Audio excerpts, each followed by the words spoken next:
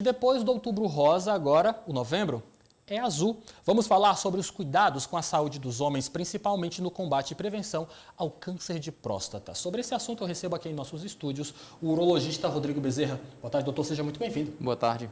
Quero começar lhe perguntando, doutor, justamente sobre essa questão do câncer de próstata. Por que é que nós precisamos destacar um mês inteiro para falar sobre esse assunto aqui no Brasil? O câncer de próstata é o câncer mais frequente da população masculina, excluindo-se os cânceres de pele. E por ser um câncer tão frequente, também é um câncer que pode levar a uma mortalidade elevada, Sim. quando se considera o número total de homens. E é uma doença que é extremamente curável, uma vez detectada precocemente. Então, o intuito da detecção precoce é ter um tratamento mais precoce, levando a uma taxa de cura maior e com sequelas cada vez menores. Eu entendo. Doutor, também aproveitando sobre essa questão do Novembro Azul, de certa forma, o mês começou com essa questão do câncer de próstata, mas se tornou de uma forma geral um mês para se falar da saúde em geral, a saúde global do homem. Quando nós falamos de saúde em geral do homem, nós temos o problema do câncer de próstata, mas também temos outras realidades que preocupam a classe médica, não é isso?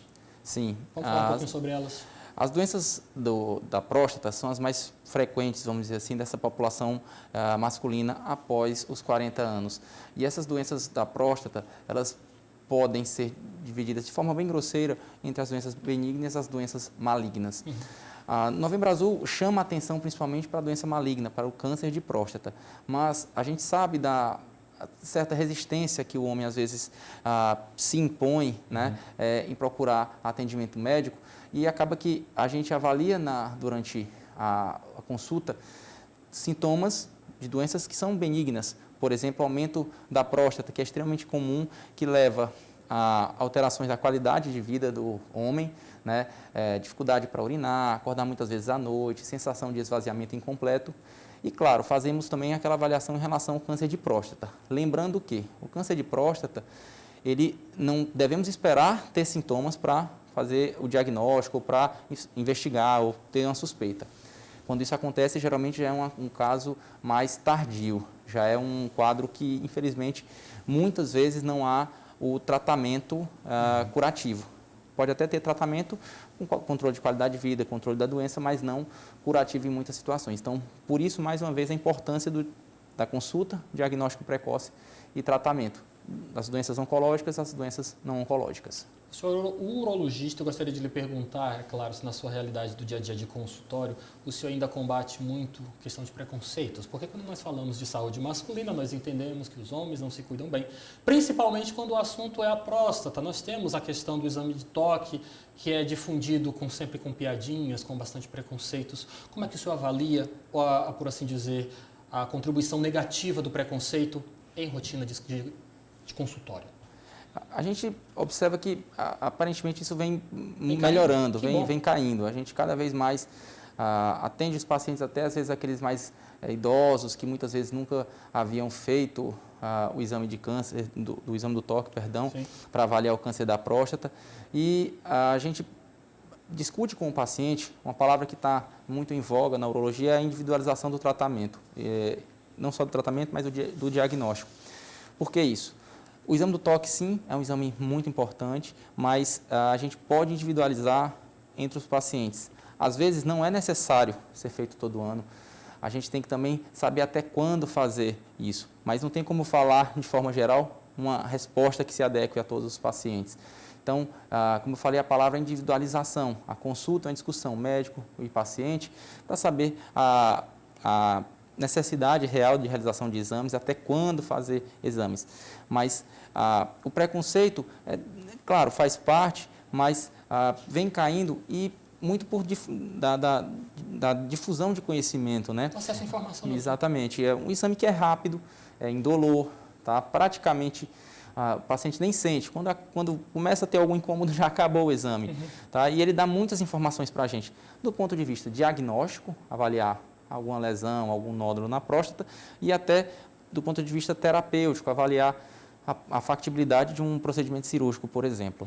Eu nem deveria falar, mas na realidade, quando é importante lembrarmos a sociedade masculina piauiense de que realmente quem faz esses exames são profissionais treinados para isso. E se eles estão fazendo os exames com o único objetivo de garantir uma melhor investigação para saber como é que está a saúde do paciente e, é claro, para o seu bem. Então, se você realmente precisa, se lhe apresentaram como opção a realização do exame de toque, é simples, como disse um especialista médico que estudou, que tem realmente autoridade para falar sobre isso, o incômodo é muito pouco. Quando você for sentir alguma coisa, já passou, então, no caso, vamos derrubar de uma vez por todas a questão dos preconceitos, porque a vida é mais importante, não é isso, doutor? Quero aproveitar também e lhe perguntar como é que está a questão da saúde masculina em correlação com a pandemia. O senhor percebeu que os homens, de certa forma, deixaram um pouco mais de se cuidar por conta do medo da pandemia ou não? Talvez não medo da pandemia, mas pela própria situação que a pandemia nos impôs, né?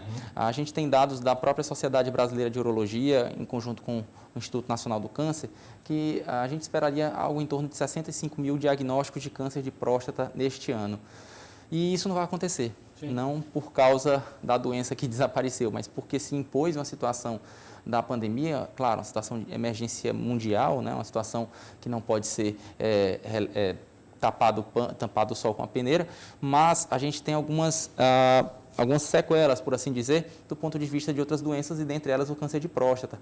Há alguns estudos que falam que houve diagnóstico de até 40% somente dos tumores que deveriam ter sido diagnosticados e em alguns locais, alguns grandes serviços, houve queda de até 90% de tratamento de cirurgias, radioterapia.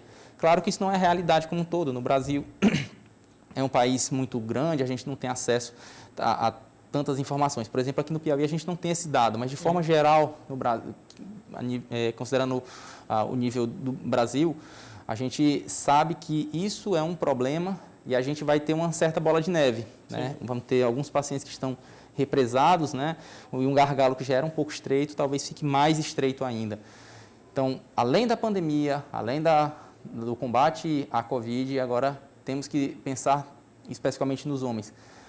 Os problemas que essa pandemia trouxe, né, em relação ao retardo do diagnóstico, retardo do tratamento, do ponto de vista para o paciente, ruim, porque pode transformar uma doença que seria controlável, curável, numa doença não curável, e do ponto de vista de sistema de saúde, uma situação muito, talvez até catastrófica. Pacientes que vão ter um custo de tratamento muito mais elevado, ter um tratamento que muitas vezes não é curativo. Sim. Doutor, muito obrigado pela sua participação. Lembrando que estamos no Novembro Azul, mês para se falar sobre a questão do câncer de próstata, mas é importante também aproveitar este mês para falar da saúde geral do homem. Vá no médico, se previna e, é claro, busque o que for melhor para a sua saúde. Não é isso, doutor? Muito obrigado. Isso. Boa tarde para o senhor. Boa tarde. Até uma próxima.